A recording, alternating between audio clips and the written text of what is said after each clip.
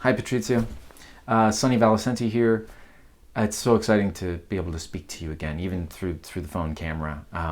I love speaking on the subject of BTK with you. I want to congratulate you on all of your success. And thank you for inviting me to be part of this conference in this little way. Congratulations to you and to everyone here. I hope it's a lovely time.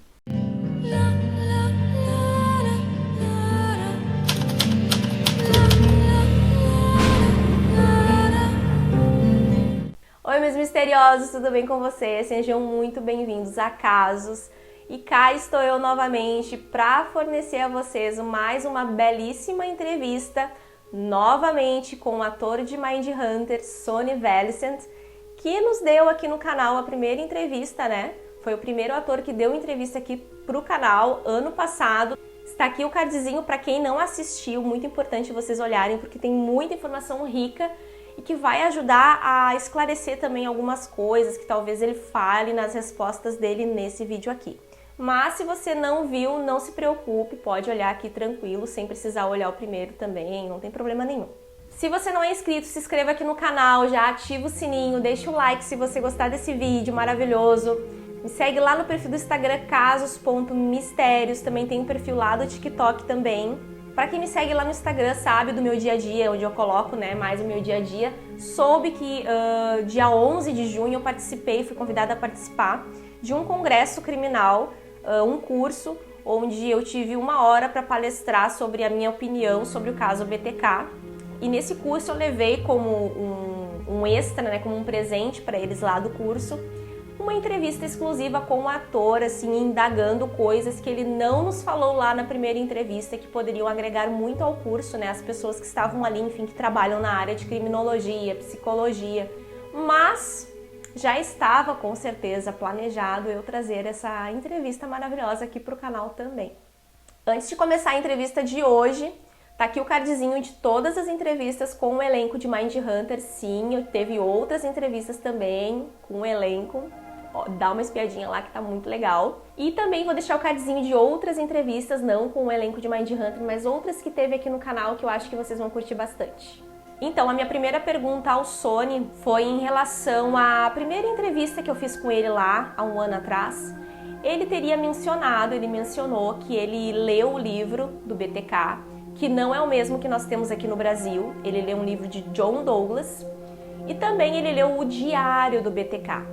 Algo que me chamou muita atenção, porque com certeza ali tem informações que nós aqui não temos acesso. Nós não temos muitas informações sobre a infância do Btk, né? O que ele passou, se teve algo que realmente serviu de estopim para ele se tornar quem ele se tornou. E como ele leu, né, como você leu, Sonny, o diário do Btk, tem algo nesse diário que talvez explique algo sobre, ou conte algo que ocorreu na infância dele que nós aqui não sabemos? I'll try and keep my answers concise. But your first question is in regards to the book Inside the Mind of BTK, written by John Douglas, the same author as Mindhunter. I'm surprised you don't have that book. I'm upset that you don't have that book. It's such a treasure trove of information, because we get this diary, this personal record that Dennis Rader kept throughout his life in somewhat of a scientific way. And I do feel like, you know, from listening to the way he speaks, especially about his process as a killer, you get this sense that he's really quite curious in a scientific way about why this is happening to him and what is happening to him, which kind of makes it all the more uncomfortable. And your question is in regards to his childhood, and I think the reason you're asking the question is what is so interesting, right? I think what's so remarkable about Dennis Rader's childhood is that it's kind of unremarkable in a lot of ways. As you know, in contrast to the ways that perhaps we study other serial killers, that there are maybe these telltale signs that help us understand, you know, why this is happening. I feel like there's the top 3. There's like a severe head trauma as a kid, abuse as a kid, or a family trauma, and, you know, the killing of small animals, these things that we can point to and say, that's why it happened, right? And with Dennis Rader, it's sort of like, I'm not seeing too many of these. I think that there was some killing and torture of animals, if I remember correctly. But there was one image that stuck out for me as an actor. He talks about, as a kid, opening the door to his mother's bedroom and his mother's in the bed. She's wearing a nightgown, and she's trying to get out of bed, but her foot is caught in the sheets, and she's struggling to get her foot out. And he describes her on the bed kind of writhing in her struggle to be free. And he speaks about how this was very exciting, that this is what he can point to as perhaps an origin of this sexual fantasy that it's grown into. And I find it incredibly potent and poetic that it's his mother. I'm no psychology professor, but that sounds very Freudian. And the idea that his mind makes the jump, his mother is not, she's just trying to get out of the sheets. She's not fighting to escape or struggling to survive, but to know that that's where his mind went. Given that information, that's something I took with me, because that actually is something I can point to and I can work with as an actor, as an image in my head. And I'm willing to bet that image sticks with him. Realmente essa informação, pelo menos eu desconhecia, eu não sei vocês. Bem bizarro, né? Ele se citar com a própria mãe, né? Muito bizarro, assim, até onde foi a imaginação dele, né? A segunda pergunta é em relação às cartas do BTK. Porque aqui nesse livro que nós temos, né, aqui no Brasil, constam todas as cartas que ele enviava para a polícia. E para mim, particularmente, teve uma parte específica ali que me chocou mais, que foi quando ele fala sobre o que ele sentiu ao assassinar a Josephine Otero. E aquilo ali me deixou muito chocada. E eu gostaria de saber de você, Sonny, do livro que você leu, do diário que você leu, tem algo ali que te deixou mais impactado? Was there anything in the diary that was incredibly unsettling? You had mentioned Josephine Otero experience, and the answer is yes. I mean, everything in that book is unsettling, right? But you bring up the Oteros, and there's this one moment he reflects on with a kind of curiosity, pained curiosity. From what I understand, she passed out and then woke up again before finally passing away. And in that time when she woke up, she looked at Dennis Rader and said, "May God have mercy on your soul." That even in her final moments, she uses it to pray for him, leaving this indelible mark on his mind. And I think the fact that he wrote it down in his diary means it stuck with him, and I'm willing to bet it stuck with him through his entire life. And I find that image to be so powerful. The Otero house, when I visited Wichita to do research, was the only house I was able to go inside of. It just so happened it was under construction. I wanted to stand outside so that I could stand where he stood. And I heard drilling inside, and so I knocked on the door and I said, "Hey, can I come in? I'm just doing research." And the guy said, "Sure." And to have that quote in my head as I walked through the bedrooms, knowing basically moment to moment what this horrifying experience was like, very powerful, very, very powerful. E de alguma forma isso marcou, como ele mesmo fala, né? Marcou o Dennis, né? Porque ele escreveu no diário e levou isso com ele, né? Minha terceira pergunta é em relação quando ele estava, né? Quando o Sonny estava lá gravando Mindhunter, enfim, se ele teve alguma proposta, se fizeram algum convite para que ele fosse até a prisão para conversar com o BTK, entrevistar o BTK. E se caso, Sonny, não teve essa oportunidade de ir conversar com o BTK, se tivesse a chance, você iria? E o que você perguntaria a ele? Into your third question, was there any encouragement or invitation to speak to Dennis Rader? The short answer is no. Netflix was pretty clear that they didn't want us speaking to the real people. I think there are a number of reasons. One, I think there's a lot of legal hoops you got to jump through. And two, I really do think it was to not send the message that we're glorifying this. There's enough information out in the world that we can tell this story, that we don't need Dennis Rader in his cell going, "Ooh, Netflix is coming to talk to me," right? One of the biggest streaming services on the planet is interested in my life, right? And that's sort of like, no, you know what? We're not going to give you that attention. I think there's a little bit of that in there. When I was in Wichita, I did drive up to the El Dorado correctional facility where he currently is, and that was about as close as I got. I got about 200 meters, and I thought he's either over there or he's over there, and this is as close as I can get, and maybe even need to get. So if I were to ask Dennis Rader one question, to go back to the actual question 3, it would be, what are the thoughts you're having right afterwards? Not the feelings. And he wrote it in the diary, but specifically, do you regret it? Once you got what you wanted, is there a feeling of regret? Regret in whatever form. You know, we all do things. We all want something so bad and we work so hard to get it. And sometimes when we get it, we just feel icky afterwards, right? Or regretful or remorseful. And I want to know right afterwards, are you satisfied or do you hate yourself a little bit? And I'm willing to bet that he hated himself a little bit, because he talks about trying to get rid of this thing, right? Being so confused by it, this demon that's inside of him, right? I want to know more about that struggle. I want to know the difference between arriving at the house and leaving the house. Do you regret it? And if not, what thought are you having, you know? Eu acredito que o Sonny quis dizer mais ou menos no sentido de, será que em algum momento, né, remorso a gente sabe que eles não sentem, né, o serial killer, gente, mas será que em algum momento, quando ele matava, em algum momento ele sentiu algum tipo de, o que eu tô fazendo, tenho que parar com isso?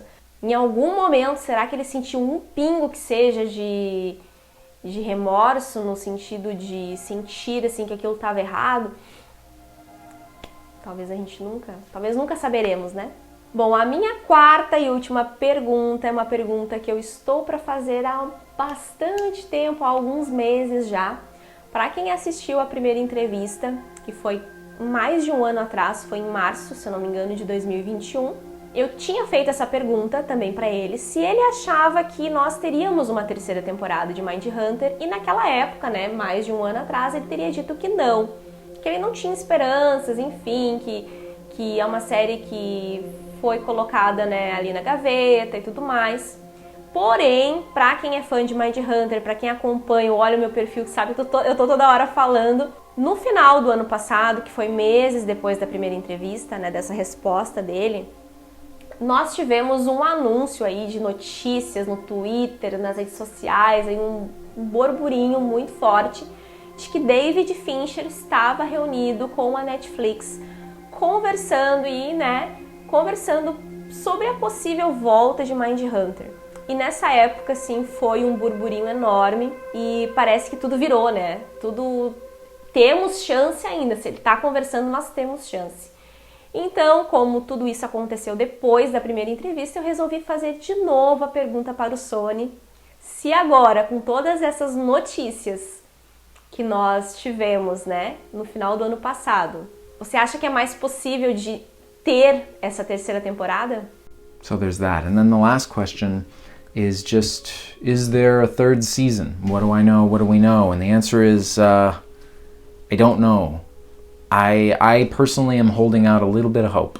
I'm holding my breath a little bit in hopes that it comes. I think I was speaking to a cast member and they were, no, it was you. You were speaking to the cast member that was saying that it was starting to look likely, remember?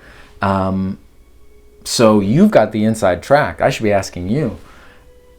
I think it's the kind of show that could do that could come back in 5 years and the audience would go, oh yeah, no, that makes perfect sense. There are time jumps in the show. Why not let the actors get a little older, hopefully giving me time to get a little better. But I'm holding out a little hope. I think it would be a tremendous opportunity. And if I get that phone call, I know that all the work I'm doing today as an actor is to get as good as I can be, so that if that opportunity comes, I can do the best I can. And I'm definitely going to go back to Wichita. Not to bother the kind people there, but I do feel like there's something about being in the environment there that's exciting. exciting is the wrong word, but that's just a wealth of information to work with. I hope that that's helpful, Patrizia. I hope that I gave you all the answers that you're looking for. You know, I really am just a normal lay person. I don't know too much, you know, technical terms, or I'm no authority on the subject. But I think the thing that's so exciting about his diary is, as an actor, I can't play psychopath or sociopath, right? Like, sociopath, I understand that these people are incapable of feeling empathy for others. Like, I understand that conceptually, but as an actor, I can't really play that. That's some information. So to have gotten his diary and to see him recording the beginning, middle, and end of these murders, and recording exactly what's going on inside of his body, viscerally, the feeling, what a wealth of information, you know, because he's riddled with adrenaline, anxiety, fear, rage. He was certain the police were going to come through the door at any moment. I don't know how much more I can take of this, right? Like, really spinning out, and that is so human. And to know that these serial killers aren't like Michael Myers or Friday the 13th or whatever, you know, just sort of these automatons walking around with kill, kill, kill on their mind, but that there is this storm of emotion around all of this. Anyway, I've talked for a very long time, 10 minutes. I hope that some of that's useful. And then email me anytime. Honestly, it's always a pleasure to speak to you. Congratulations again on everything. It's a bummer not to be on Instagram anymore, to be able to be in close contact with you, but maybe over email we can keep the conversation going. Thanks, Patrizia. Have good days. Então, gente, pra quem não entendeu muito bem quando ele falou que eu, Patrícia, saberia, acontece que no final do ano passado, quando teve essa notícia, né, que talvez eles estariam conversando, eu estava tentando muito entrevistar o Bill Tench da série, que é o Roma Kennelly, né, tá aqui a fotinho. Eu estava tentando muito, assim, entrevistar ele, tentando falar com ele, não consegui, até que finalmente ele me respondeu, e ele me respondeu bem nessa época que estava rolando esses boatos, né, essas notícias. E quando eu pedi a entrevista a ele, ele me disse que no momento ele não estava dando entrevistas sobre Mindhunter, porque ele já tinha dado muitas no decorrer, né, desses anos, mas com a conversa que David estava tendo com a Netflix, né, sobre a possível volta de Mindhunter, se houver essa terceira temporada, ele me daria uma entrevista. E eu, né, santa que não sou, tirei um print e mandei pro Sonny isso pra dar mais esperança pra ele, pra mostrar, ó, o cara que é aqui, né, com David Fincher, tá falando que realmente esses boatos são verdade, eles estão conversando, então não está cancelada. E então por isso que ele brincou ali, disse que não, você que sabe, não sei o que, você falou com o elenco. Então é mais ou menos isso, por isso que ele falou aqui. Em resumo, eu estou sempre nas redes sociais, quando eu vejo alguém falar que Mindhunter tá cancelada, porque cancelaram essa série, eu sou a primeira a lá fazer os meus comentários. Gente, não tá cancelada, eles estão em pausa, não percam as esperanças, não terminou. O pessoal fica bem feliz, sério, como é que tu sabe? Daí eu falo, vai no meu canal, já faço a propaganda, né, aquela coisa. Então assim, gente, não está cancelada, então há esperanças ainda. Gostaram da entrevista com o Sonny? Não esqueçam de assistir a série, para quem não assistiu, tem disponível na Netflix. E se inscreva aqui no canal, deixe o joinha, me siga lá no perfil casos.mistérios, também para ficar a par de todas as novidades e também sobre os vídeos que eu posto aqui no canal. E eu vejo vocês no próximo vídeo. Beijo!